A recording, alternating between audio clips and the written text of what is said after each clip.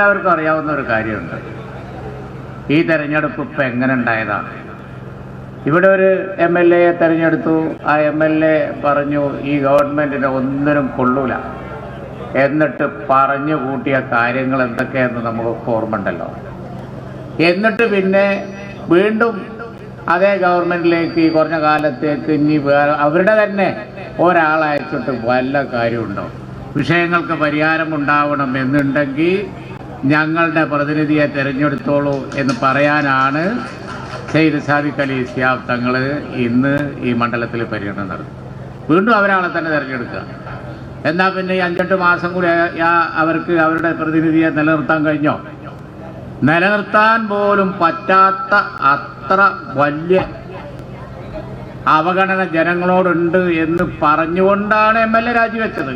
LDF ഇടതുപക്ഷ MLA രാജിവെച്ചത്. മലയോര മേഖലയിലെ വിഷയങ്ങൾ പറ്റൂല എന്നുള്ളത് മന്ത്രി തന്നെ ദിവസം പറഞ്ഞുകൊണ്ട്, അതിൻ്റെ വനം വകുപ്പ് മന്ത്രി തന്നെ പറഞ്ഞുകൊണ്ടിരിക്കുകയാണ്. പുലി പിടിച്ചാൽ പറയും ഞാനെന്ത് ചെയ്യാനാണ്, ആന ചവിട്ടിയാൽ പറയും ഞാനെന്ത് ചെയ്യാനാണ്. പിന്നെ ഇതിനാണ് ഇനിയിപ്പോൾ ഇടതുപക്ഷത്തിൻ്റെ ഒരാളെ വീണ്ടും എലക്ട് ചെയ്തിട്ട് വല്ല കാര്യമുണ്ടോ? ഞങ്ങൾ ഉറപ്പിച്ച് പറഞ്ഞു, അതാണ് തങ്ങൾ ഇറങ്ങിയത്. ഞങ്ങളുടെ കാലത്ത്, ശിഹാബ് തങ്ങളുടെ കാലത്ത്, സാദിഖ് അലി തങ്ങളുടെ കാലത്ത്, അതുപോലെ തന്നെ ഞങ്ങളുടെ കാലത്ത് ഉമ്മൻചാണ്ടി ഉള്ളപ്പോൾ ഞങ്ങളെ കൊണ്ട് പറ്റിയിട്ടുണ്ട്, ഇനിയും പറ്റും, ഞങ്ങൾ ശരിയാക്കി തരാം, ഞങ്ങൾ ഇതിന് പരിഹാരം കാണാം.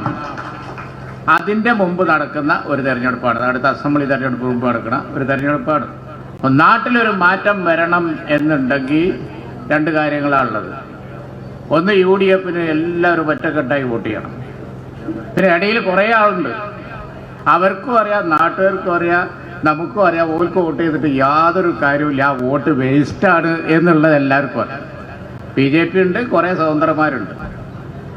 അതിലിപ്പോൾ പഴയ MLA ഉണ്ടാവും, അതുപോലെ തന്നെ ഒരുപാട് സ്ഥാനാർത്ഥികളുണ്ടാവും. അതുകൊണ്ട് എന്താ കാര്യം? പിന്നെ എലക്ഷൻ സമയത്ത് വന്ന് ഇതുവരെ ഇല്ലാത്ത കുറേ ഇഷ്യൂസ് പച്ച കളവാങ്ങോട്ട് പറയുകയാണ്. അവരൊരുമിച്ച് കൂടിയിരുന്നതിൻ്റെ ഫോട്ടോ ഒക്കെ ഈ നാട്ടിലുണ്ട്. ഞങ്ങൾ പോലെ അങ്ങാടി പോലും കണ്ടിട്ടില്ല, അങ്ങാടിയിൽ വന്ന് പച്ചക്കളവ് പറഞ്ഞാൽ എന്തൊരു കഷ്ടമാണ്.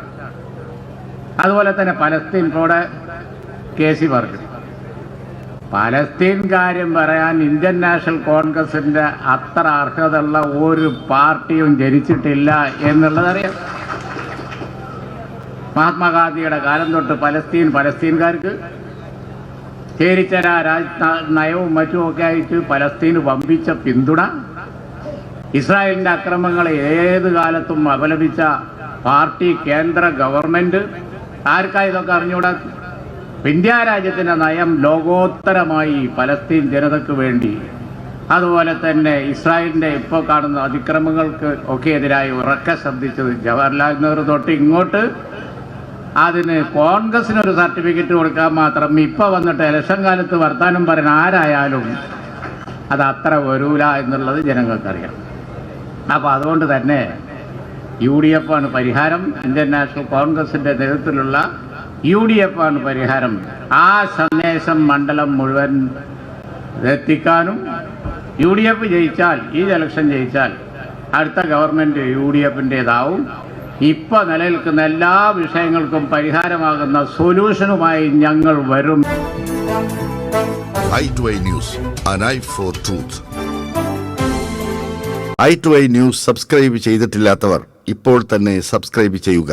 നോട്ടിഫിക്കേഷൻ ലഭിക്കുവാൻ ബെൽ ബട്ടണും അമർത്തുക.